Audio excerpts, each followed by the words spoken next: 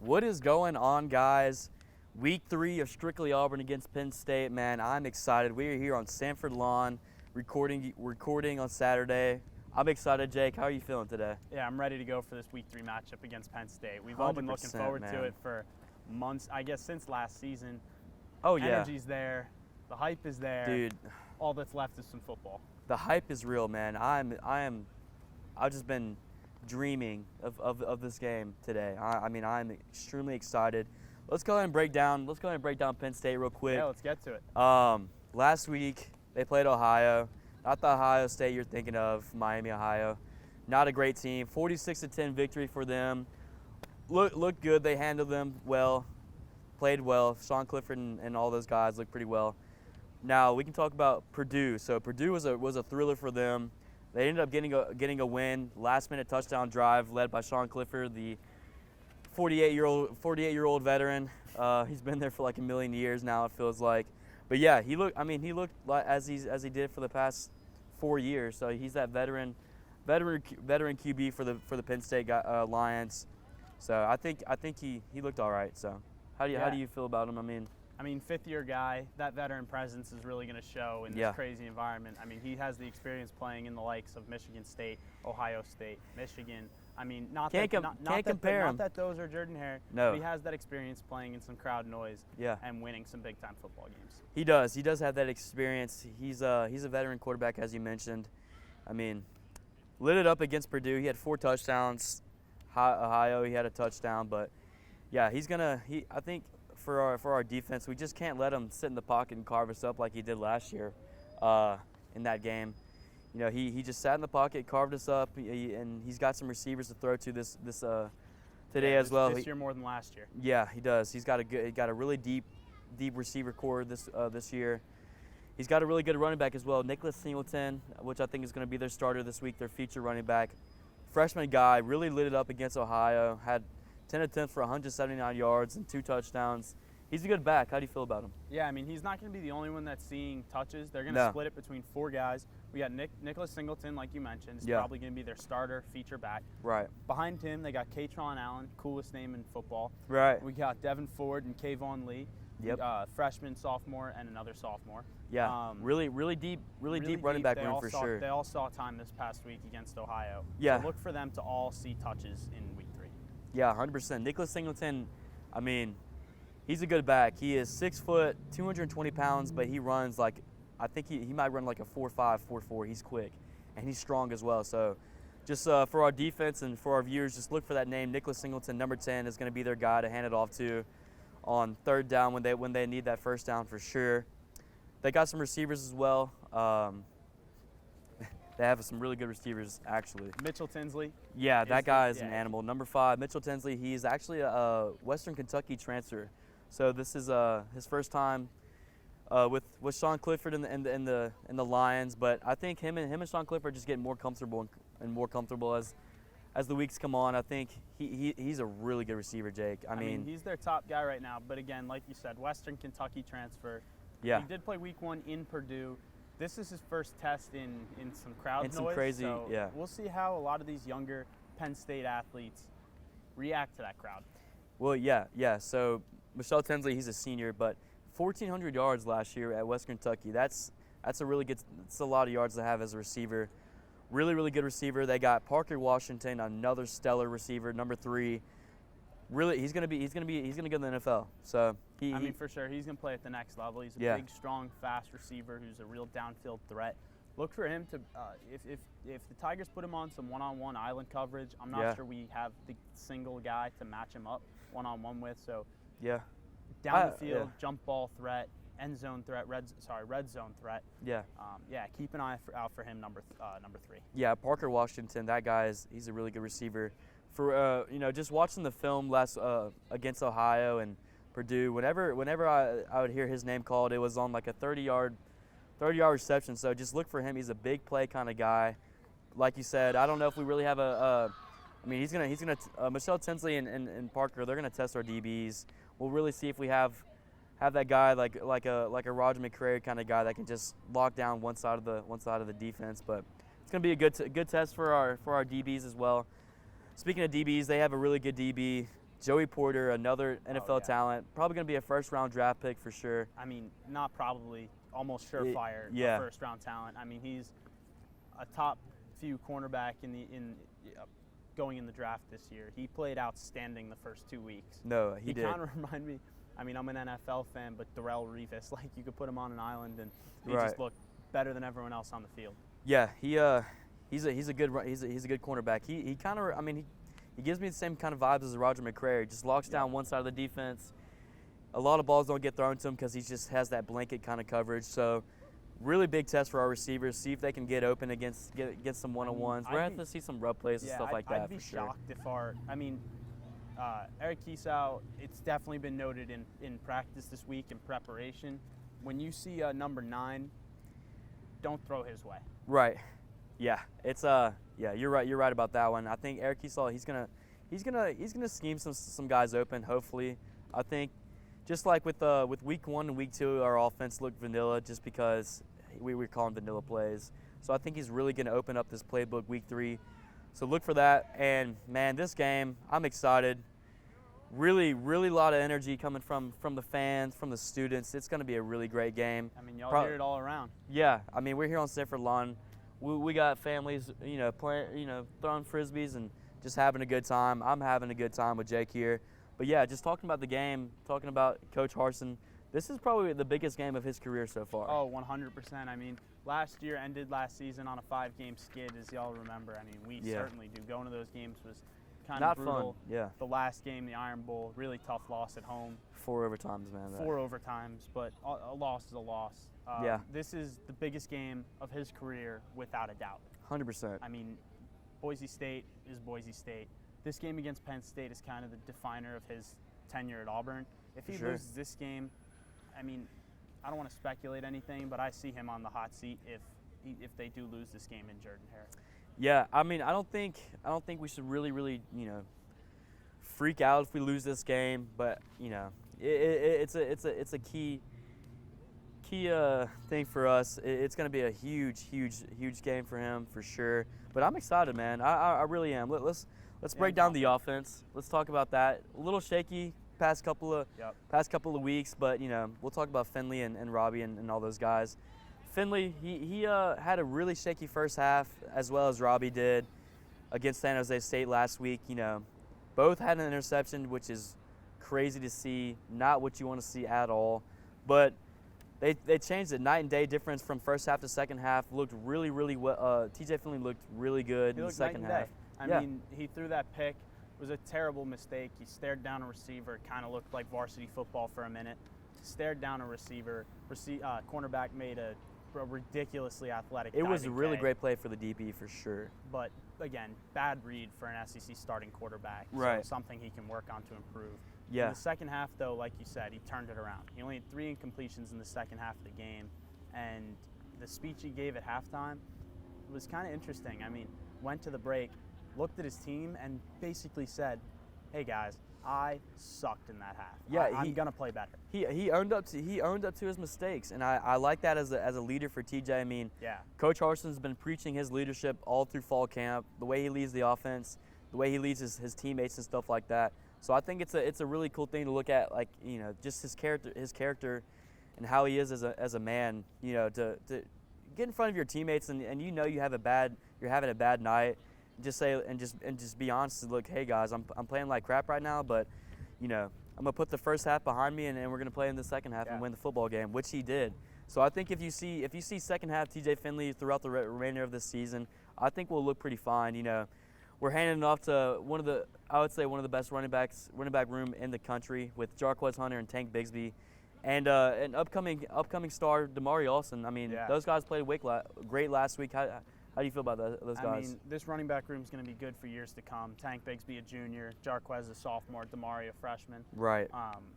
All three guys are going to see touches this week. Yeah. Tank, he doesn't even need an introduction. He's No. Tank Bigsby, Right. one of the best, if not the best, running back in the entire country. 100%. He changes direction better than anyone else, forces missed tackles better than anyone else. Kind of ironic that we're playing Penn State. I know I've said this on the show and the podcast before.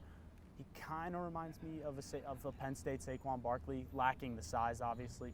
Saquon being a huge dude with quads bigger than my He's entire Quadzilla, body. man. He's Quadzilla. So, yeah. But Tank, look for him to be that elusive back, especially out of the backfield today, and just dump off quick passes. Yeah. Tank, Jarquez, they still have that two-headed monster that we got going in the running back room, you know. I like Jarquez. He's a really good athlete. He squats like 600 and something pounds. As a sophomore. As a 19-year-old. It doesn't matter how old you are. If you're squatting 600 pounds, man, that is a crazy feat to accomplish. But yeah, I really like him. And then we saw Demario Austin last week. He had a 35-yard run. I like what I see in him. He's young, he's athletic, he's quick. But yeah, his vision for a freshman is really, really good. I mean, he kind of sees that hole and he cuts and hits it hard. So I really like what I'm seeing from these running backs so far. I think they have a great game against Penn State. I think for us to win the football game, we have to be able to run the ball. And you know, Penn State's going to load the box. They're gonna try to stop Tank Bigsby and Jarquez.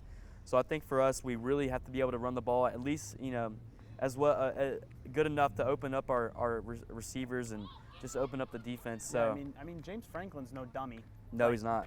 I mean, he's no dummy. He knows the strength of Auburn football is running the ball. Yeah. And the surefire weakness is our quarterback play.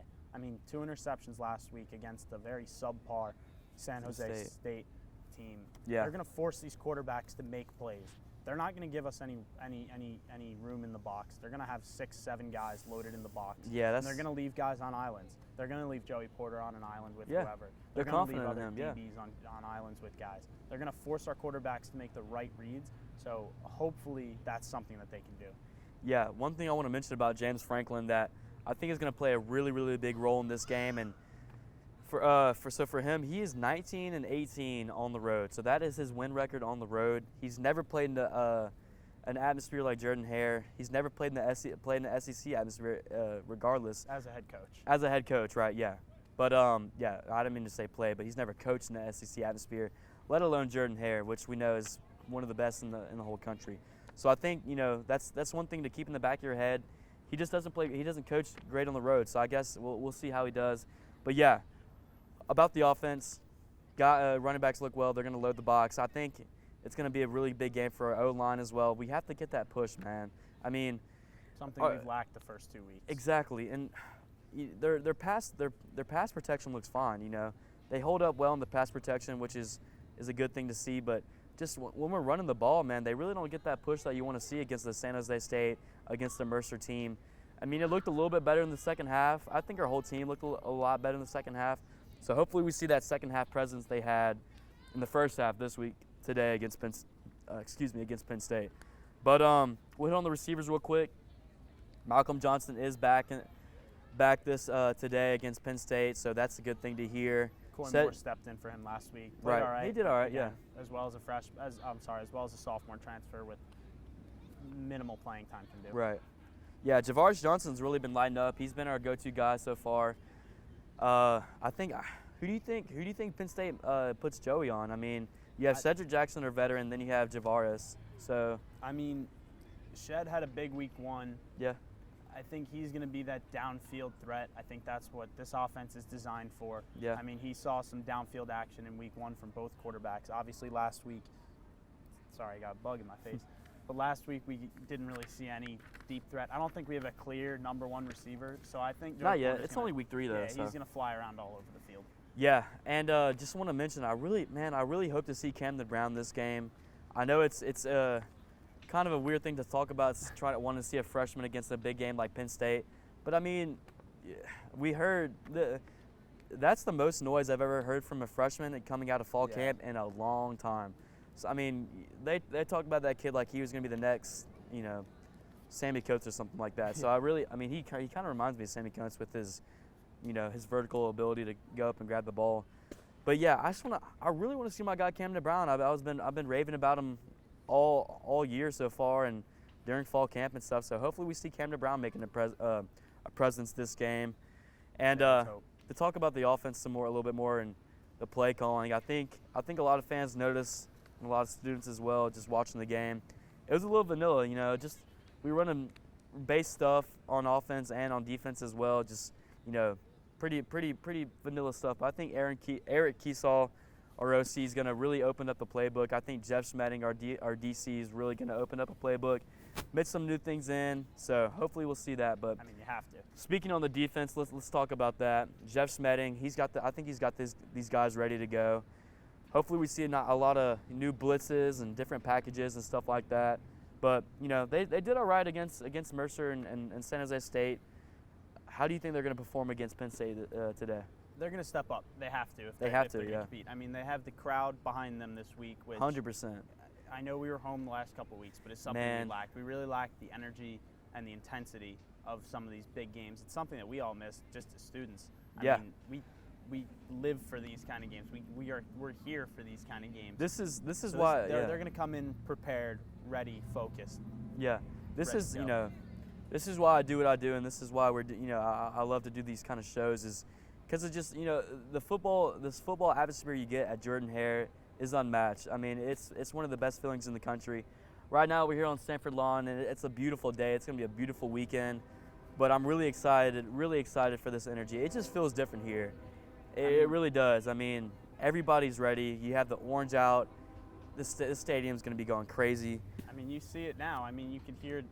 We have some kids, a family playing wiffle ball, baseball, whatever you got going on over there. We got some frisbee going on over there. Yeah. We got spike ball, some tours, a little bit of everything going on. As we say, it's a War Eagle weekend. It's a War Eagle weekend. It's an exciting day on the Plains. But let's talk about a little bit more about the defense. Derek Hall, Ekeliota, hope to see them coming off the edge and just knock Sean Clifford on his feet. I really want to see Sean Clifford on his back majority of the game. We can't let him sit in the pocket and carve us up like he did last year. We have to get some pressure. And then, like we talked about, Nicholas Singleton, their feature running back, with Marcus Harris making a really good plays last week. He had 3 tackles for loss, TFLs. That's a really good stat to have as an interior lineman. How do you think, what do we need to do on the defensive lineman to get that pressure against Sean Clifford? I think we're going to have to run some more stunts than we did the last couple weeks. The last couple weeks we just saw 4, sometimes 5 guys running base sets and just bull rushing dudes.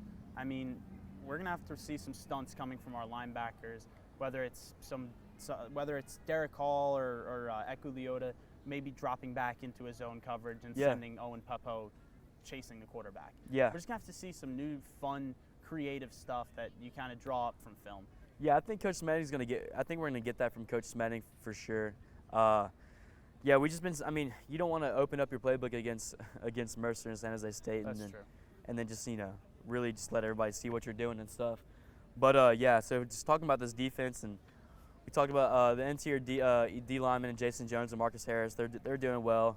But we really just need that pressure, because if you have that pressure, it takes some pressure off of our cornerbacks. If Sean Clifford's forced into making some maybe poor decisions, our cornerbacks can maybe jump some routes, make some plays. Yeah, and hopefully get some turnovers, because we haven't seen any freaking turnovers at all coming into week 3. No, that's something we need. But I think DJ James and Keontae Scott, they had great games last couple of weeks. So hopefully we see them make some plays and stuff like that. I really want to see Donovan Kaufman come down and have a game. He came down and did some blitz, so that was cool to see. But I think we're gonna see some more of that for sure. Yeah. But I'm excited, man. I really am excited for this defense. Like you said, they got the crowd behind them, and I'll be there screaming my head off, and hopefully, I definitely will be too. Yeah, it's gonna be a great game, but after that, let's lead into some bets. Some over-unders. I don't even know if y'all can hear him. Connor, I know you're going to be at that game. You're going to be screaming your head off too, no? Yeah. We're going to talk about some over-unders. We're going to bring in our guy, Connor, like we did last week, and we're going to get his input on some stuff, so we'll see you there.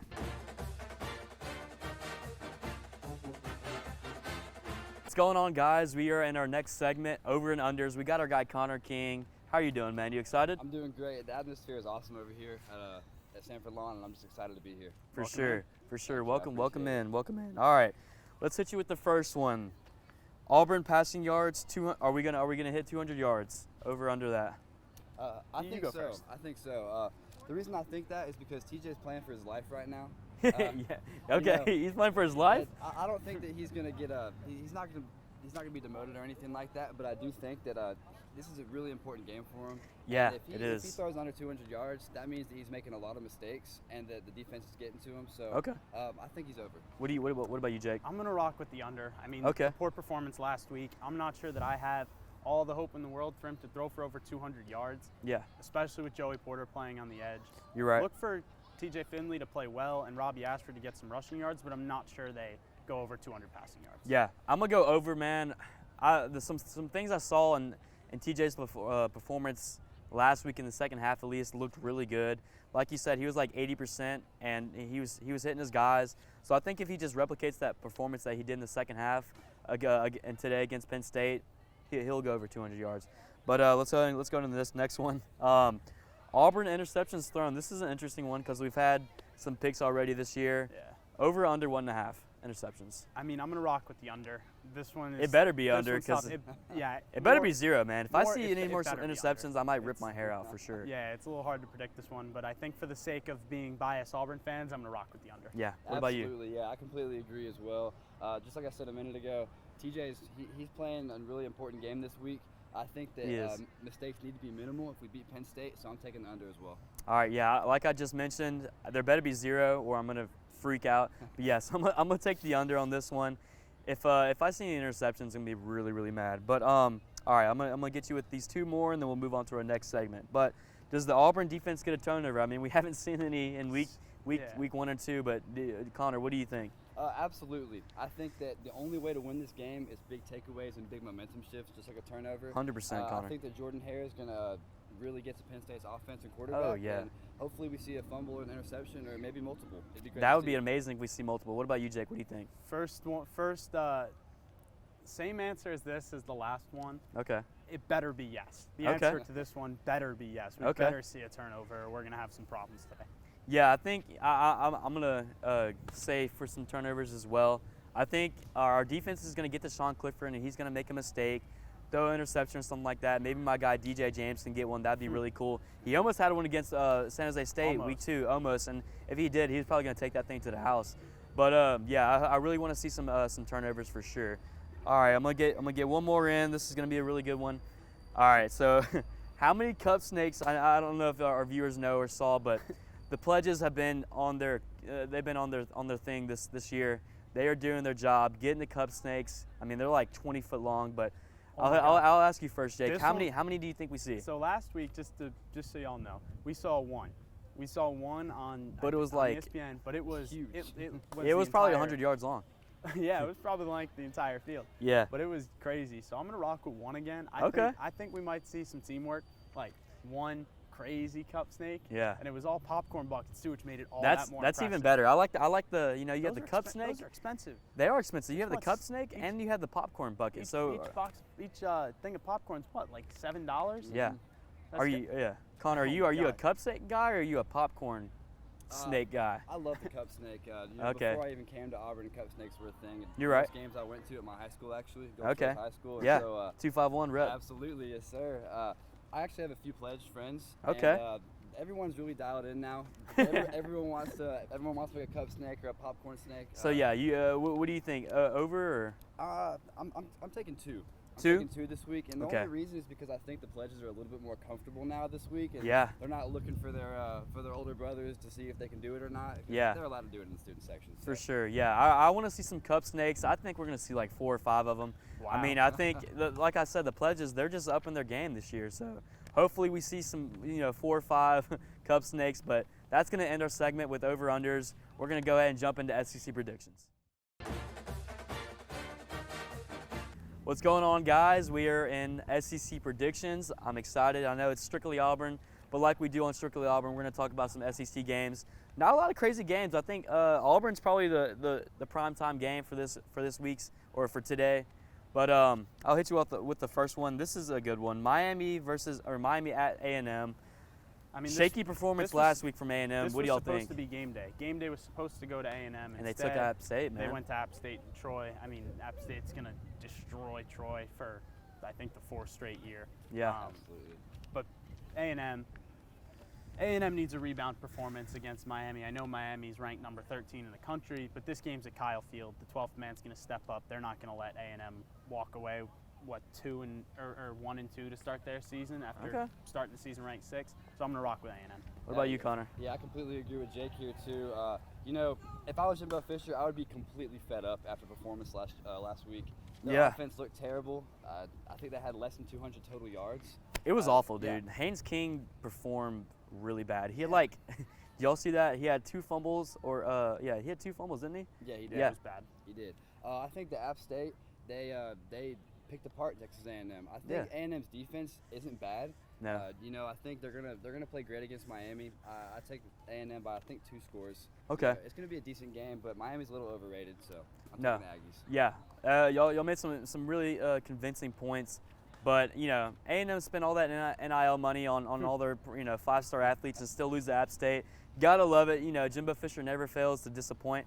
So, anyways, I'm gonna go with Miami on this one. I think I think A&M's low-key a bust this year, but I'm just gonna take Miami, man.